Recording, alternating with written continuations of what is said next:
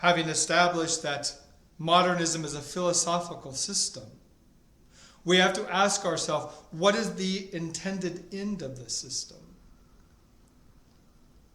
Now, we already know that one of those intended ends has been completed, and that is a one-world religion.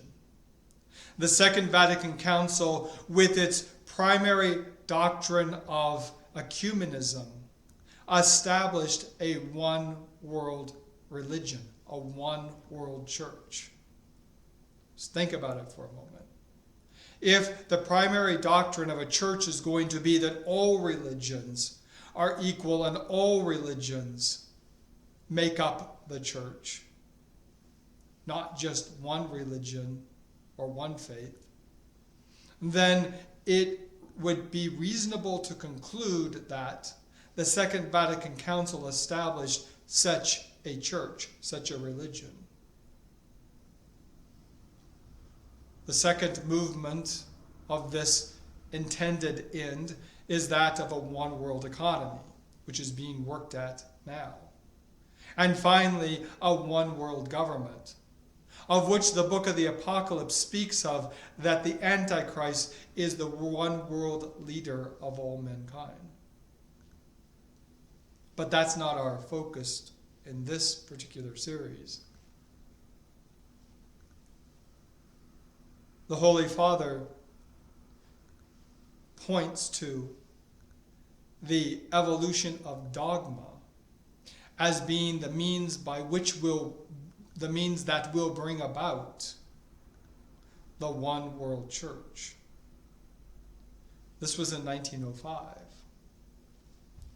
Listen to the inspiration of the Holy Ghost working through the office of the Supreme Pontiff as he makes clear to us today what they would do, how they would do it, so that we could look back and say, yes, they did do it, and that is how they did it. Now, the modernists, again, teach that dogma is born out of an impulse or necessity by virtue of which the believer elaborates his thoughts so as to render it clearer to his own consciousness and that of others. To them, again, a dogma is an impulse to elaborate a thought and then share it. This in contrast to the Holy Catholic Church's teaching that dogmas are the defense of what Christ handed to the apostles. And that defense coming from authority, that's a dogma. A dogma is when the Supreme Pontiff uses the keys to bind now, by turning it, binding and locking out anyone who in the future would say anything other than this, or even bring it up for discussion. Dogmas, the modernists declare, come by the magisterium, because the magisterium represents the common religious consciousness of that particular time. And that common religious consciousness responds to the common consciousness of all men. There you have ecumenism. All men share a common consciousness, a common experience. And these particular men who call themselves Catholic, who have this religious common consciousness, must always respond to the whole, not just to themselves as a part. And it is the obligation of authority to make sure that that religious common consciousness comes into and becomes a part of the overall consciousness of men. That is his purpose, not to protect and defend anymore, but now to make sure that he represents the common consciousness of all men. This again is ecumenism. This is what all the modernist heretical anti-popes have done since the Second Vatican Council. They have represented and spoken for the one world church, not for the Holy Catholic Church. The Holy Father goes on to say that to point out, the modernists say, the dogmas do not absolutely contain the truth, because they are symbols and images of truth. And so they must be adapted to the religious sense in its relationship to man and his life. So they are only symbols. They only symbolize what this group of men within all of humanity experiences in his day-to-day life.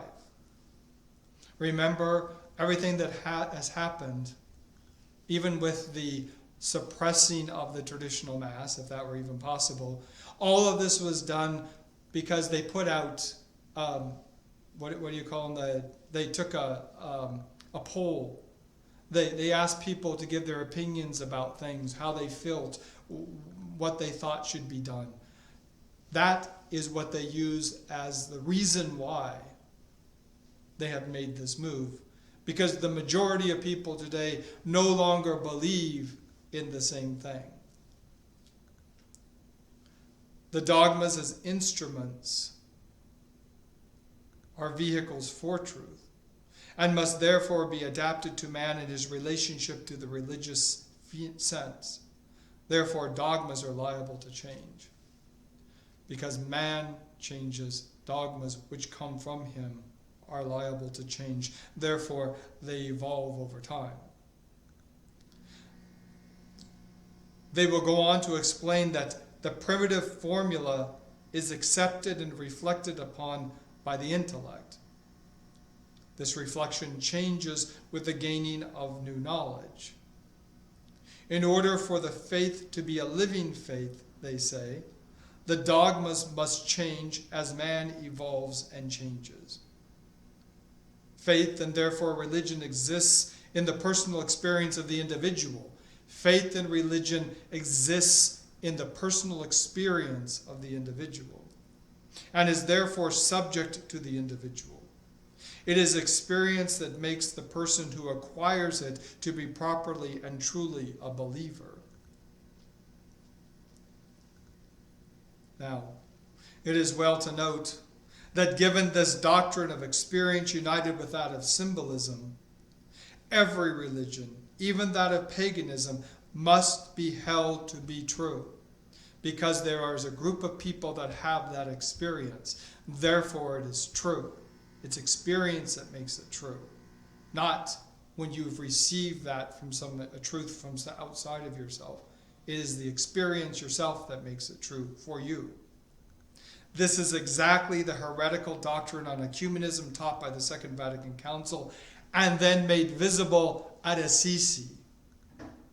It was made visible there. It was taught at the Second Vatican Council and then made visible at Assisi.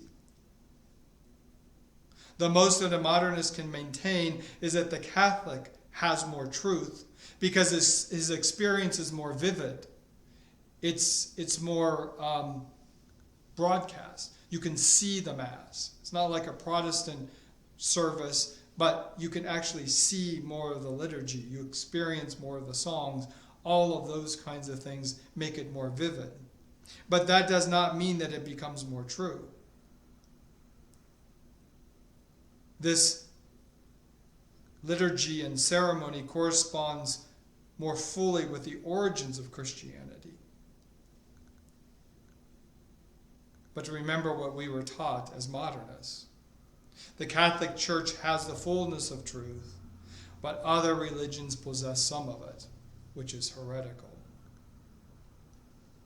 To have life is to possess truth, for they are identical, is one of the sayings of the modernists. A man who lives in truth, his own truth.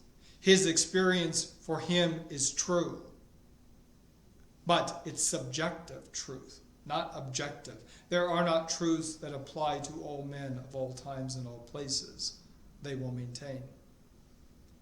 And yet, we still know that all men need to breathe air, but they say, at this moment in time, we do. But with science and its advancements, at some time in the future, we will not need to do that. Therefore, it cannot be that it is true for all men of all times and all places. That's how they get around that. John Paul II taught this as well. Because, remember, he is a phenomenologist, and as such, a modernist. For the modernist, life and truth are identical. Every man who has life possesses truth for himself. Therefore, existing religions are equally true, all of them. Otherwise, they would not exist. Their origin and existence is contingent upon, as all things are, man's collective vital consciousness in order to exist and stay in existence. Therefore, whatever does not evolve with man's collective consciousness does not survive. So, again, to sum this up, dogmas are an impulse coming from man's collective consciousness. Because man's collective consciousness changes with knowledge and experience, dogmas are said to evolve or change, not to be static. This was the direct teaching of not only John Paul II, but of Benedict, and it continues to be the teaching today. And this points to the fact that they are modernists. Pope St. Pius X, who wrote this encyclical, when he puts the anathemas to it in a document called Lamentalii, one of those says, anyone who says that a dogma is to be understood in a way different than it was understood when it was promulgated, let him be anathemaed. It does not change. When St. Peter uses the keys and turns it to bind and to lock out, a future pope cannot come and now open that and change it the other way. But for the modernist, this is a fundamental principle when it relates to religion.